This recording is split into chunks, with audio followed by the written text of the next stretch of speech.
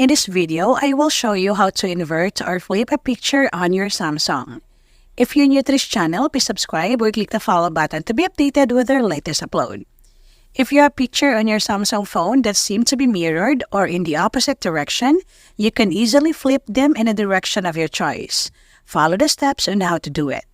Launch the Gallery app on your Samsung phone. Now open the photo that you want to invert or flip. Tap on the Edit button. Make sure to select this Rotate Crop icon at the bottom. And also select this Strengthen tool. Under Strengthen, you'll see in here 3 tools.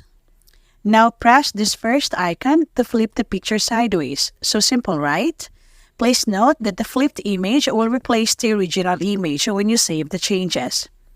To flip a picture vertically on Samsung phone, tap on this Rotate icon twice to flip picture upside down. Then tap on Save. That's it for this tutorial. For more how-to tutorials, please subscribe or click other videos to keep on watching.